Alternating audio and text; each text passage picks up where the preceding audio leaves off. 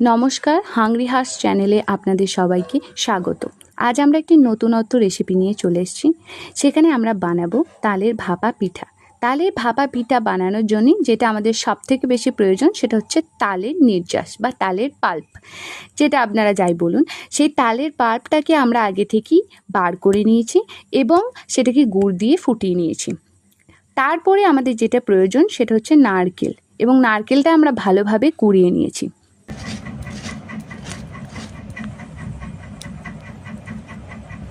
তারপরে আপনারা দেখতে পাচ্ছেন কেমনভাবে এটা কুড়োনো হচ্ছে, এবং এই পরিমাণ আমরা নারকেল গুঁড়ো নিয়ে নেব।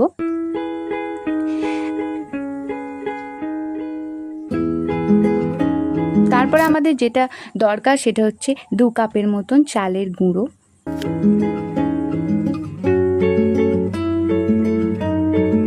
এবং পরিমাণ মতন তালের পাল্প বা তালের নির্যাস। আপনারা এমনভাবে নেবেন যাতে আপনাদের সবাই যা পরিবারের সবাই যাতে খেতে পারে, এবং সেই পরিমাণ মতন তালের পাল্পটা নেবেন এবং সেটাকে খুব শক্তভাবে মাখতে হবে। ডোটাকে খুব শক্তভাবে মাখতে হবে যাতে গরম জলে দেওয়ার সময় সেটা যাতে গলে না যায়। আপনাদের আলতো হাতে ভালো করে মেখে নেবেন। দেখতে পাচ্ছেন কতটা শক্ত হয়েছে, এমন শক্ত করেই বানাতে হবে। তাহলে যাতে এমন মাখতে হবে যাতে হাতে না লেগে যায়।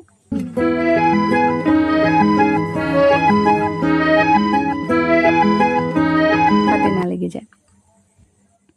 তারপরে এটাকে একে একে লেই কেটে নিতে হবে, এবং আমরা যেরমভাবে পিঠা বানাই সেই রকম মতন এইটাকে তৈরি করে নিতে হবে। এই রকমভাবে আপনাদের তৈরি করে নিতে হবে। পিঠা বানানোর জন্য যেরকম তৈরি করা হয়, এরকম পুর ভরার মতন। তারপরে এটাতে আপনারা নিজেদের মতন পুরো ব্যবহার করতে পারেন।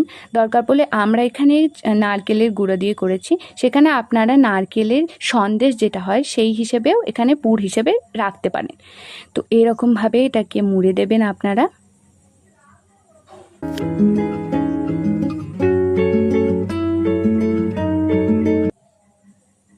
আর দুপাশগুলো ভালোভাবে শক্তভাবে রেখে দেবেন যাতে কোনো কিছু বেরিয়ে না যায়, জলে ফোটালে যাতে কোনো কিছু বেরিয়ে না যায়।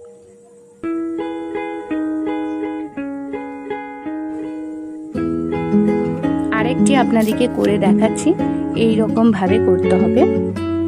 প্রথমে আপনারা পিঠার মতন করে এটাকে করে নেবেন, তারপর সেখানে নারকেলের গুঁড়ো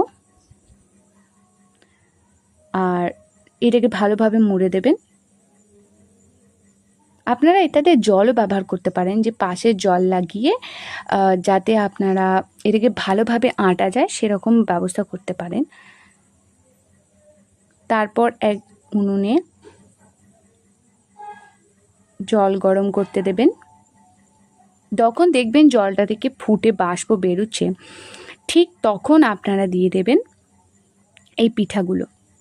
একে একে পিঠাগুলো এখানে ছাড়তে শুরু করে দেবেন।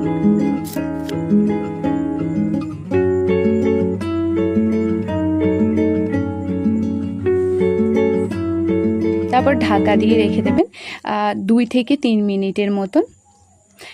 মাঝে একবার আপনারা এখানে খুলে দেখে নেবেন যে আপনাদের এটা হয়েছে নাকি। এবার বলি কিভাবে হয়েছে নাকি আপনারা বুঝতে পারবেন। যখনই দেখবেন যে পিঠাগুলো সব ভেসে গেছে, জলের মধ্যে ভাসছে, তখনই আপনারা বুঝতে পারবেন যে আপনাদের পিঠা ঠিক হয়েছে এবং আপনাদের পিঠা সুসিদ্ধ হয়েছে। এরপর সেটাকে একটা ছাঁকনির সাহায্যে তুলে নেবেন। ছাঁকনির সাহায্যে তুলে নিয়ে একটা পাত্রে রেখে দেবেন, এবং তারপরে আপনারা পরিবেশন করবেন। খেয়ে বলবেন কেমন হয়েছে।